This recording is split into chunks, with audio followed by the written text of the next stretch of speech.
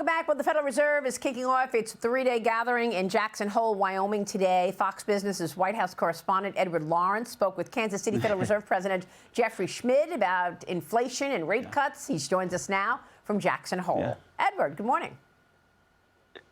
Good morning, Maria. And he's a voting member this year. So I pressed him about why the Federal Reserve has paused at every meeting this year, about the pressure he's facing, the pressure the Federal Reserve is under, and the embargo on this. It lifts now. Listen to this.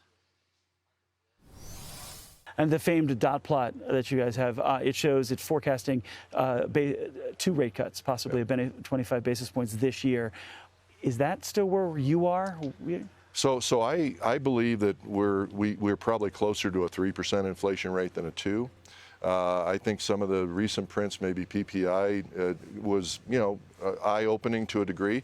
But for me, we're still trying to figure out that last mile, that soft landing, and I think that's a really important thing. But the jobs revisions that we saw for May and June, 19,000 jobs in May, now created 14,000 in June. Had you had that information then, would your mind be different? Actually not. The numbers actually made some sense to me in the first 2 quarters.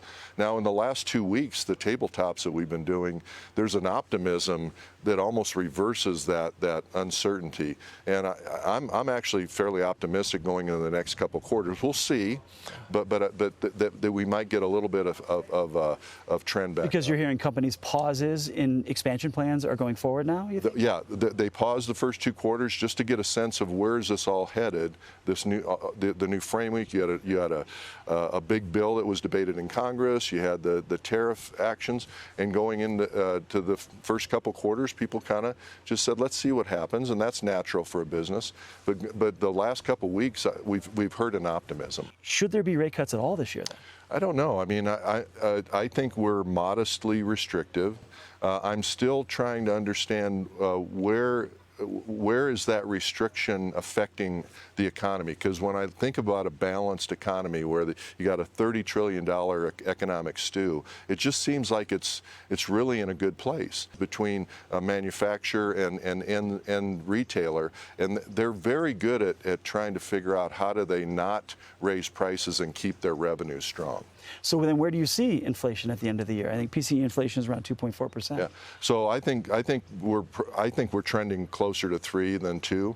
And so I think the next few prints in September are going to be consequential to some of that conversation. So I think everybody's going to be very interested in the data that comes out in the next few weeks. But the data, it seems the Federal Reserve has been waiting for about 7 months for inflation. The data is showing it's just not there in substantial quantities. Yeah, so we're actually hearing that there is. So maybe the data isn't there yet. We'll see. If in fact those numbers are still muted and we're trending down, then I think the conversation gets a little louder for some laying off of the restricted policy. So that's what your business contacts are telling you, that they're feeling pressure? A little pressure. And absorbing the cost, is that what's happening? I think there's a lot of people absorbing a lot. Some of it's information, some of it's pricing, some of it's costing. But I can tell you this: that business and industry community is so very agile, trying to keep the nature of their business moving forward without a lot of cost increase. The president is posting on social media. You have investigations into board members. You have the president visited the Federal Reserve headquarters. What do you make of all that pressure? So I'd probably put it more in the context of the larger conversation about Fed independence. And for me, I think we have to express ourselves to the American public. It's more important what the American people believe the value proposition of the Fed is than what I believe. And so it's important for us to try to act on their behalf, stay in our legislative mandated lane, and look, for 250 years, central banks and the concept of a central bank has been debated, and I think great steel's tested by fire. So you continue to do your work, focus, and it'll all be fine. Yeah, what really stuck out to me, Maria, he's saying that the economy is fine where it is, and he does not know if there should be rate cuts at all this year. Back to you. He does not know if there should be rate cuts at all this year. Edward, I was just asking James Bullard whether or not it would be prudent and the responsible thing to do for some of these governors and presidents of of central banks, regional banks, should be considering debt when considering their mandate. I recognize the mandate is employment as well as inflation, but Edward, we're spending more on holding the debt of $37 trillion than we do on defense spending. Is this an item that you believe should be considered when looking at growth and employment growth? You know, it's interesting. I asked Jeff Schmid actually exactly about this issue.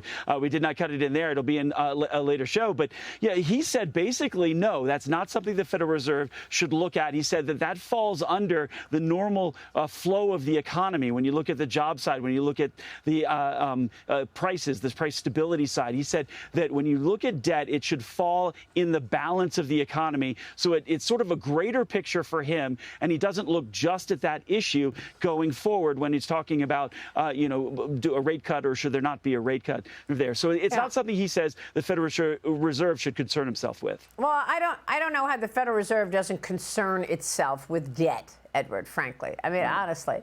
I understand it's a very specific mandate, but debt has imploded companies. Debt has imploded countries.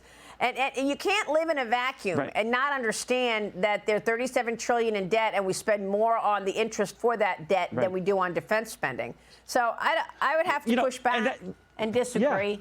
I think it's an issue worth the Federal Reserve, who's supposed to be the steward of our money. Yeah, and that's one of the things I was pushing him on is saying that, should the Federal Reserve be a louder voice? Because we are spending $1 trillion a year just to service the debt on this country. And that's something that has to change. And, the Federal Reserve or the president is trying to refinance $11 trillion of that within the next year. So they've got to get that done at lower interest rates to save money for the American people. There's something I asked him about, yes. We will see if Powell brings it up. Actually, there's a good story to tell about deficits this year. I don't know if it's going to be in his remarks, but actually the deficit has gone down in the last quarter. $400 billion shrinkage of the deficit, 1.3% of GDP in just 6 months under President Trump. I don't know if